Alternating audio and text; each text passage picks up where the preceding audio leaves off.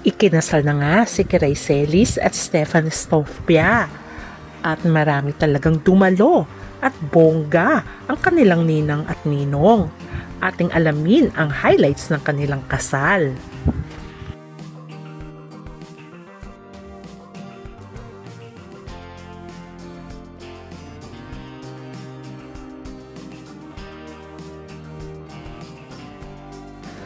Paano nga ba nagsimula ang love story ni Kiray Celis at Stefan Estofia? Ayon kay Kiray, si Stefan ay best friend ng kanyang kapatid at matagal na silang magkakakilala. Pero wala naman daw namamagitan sa kanila dahil nga kaibigan ito ng kanyang kapatid.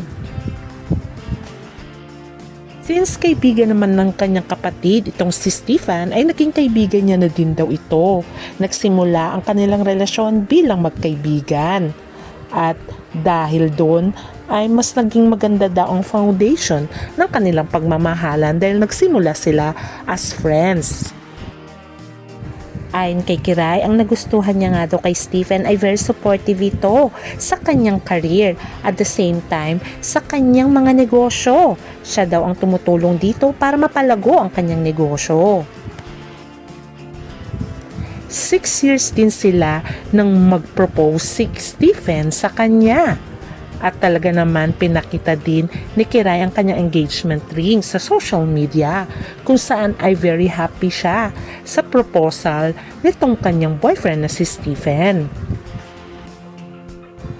Maraming well-wishers sa kanilang engagement at pati ang mga kapwa-artista din ni Kiray ay talaga namang masaya para sa kanya.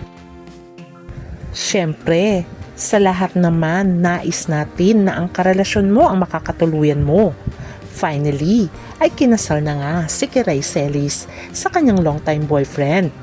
Ito ay ginanap sa Shrine of St. Therese in Newport, which was star-studded ang kanilang kasal. Marami ang naging masaya for Kiray at napaka-blooming nito sa kanyang white gown. O di ba naman napakaganda ni Kiray at napakagwapo naman ng kanyang boyfriend. At ang mga ninang at ninong ay talaga naman bigatin. Nandyan ang mga politicians at mga sikat na celebrity. Makikita si Senator Bongo, si Primetime King Dingdong Dantes, si Diamond Star Marcel Soriano, Primetime Queen Marian Rivera, at iba pa. At spotted din ang mayor ng Manila na walang iba kundi si Yorme Isko Moreno. At syempre, ang Primetime King and Queen na si Dingdong Dantes at Marian Rivera ay isa pala sa ninang at ninong. Bukod kay Primetime King and Queen Marian Rivera and Dingdong Dantes, principal sponsors din pala si Vice Ganda, Senator Bongo, Mayor Isko Moreno at Governor Chavit Singson.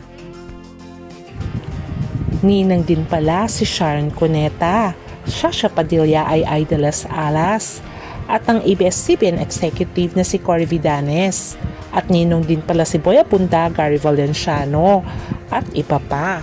Kaya masasabi mong bongga talaga ang kasal ni Kiray at ni Stefan. Habang binabasa naman ni Kiray ang kanyang wedding vows, ay hindi niya mapigilan ang umiyak. Sabi niya nga, 6 years ago, bigla kang dumating na hindi ko hinihiling. Pogi, mabait, masipag, maalaga, maasikaso, mapagbigay, matulungin, malambing.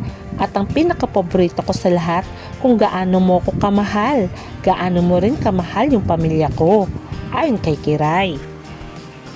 After ng wedding, ay ginanap ang reception sa Sheraton Manila Hotel, Newport World Resort sa Pasay City. Kaya naman kay Kiray at Stefan, congratulations sa newlyweds. Sana ay magiging forever kayong magmamahalan.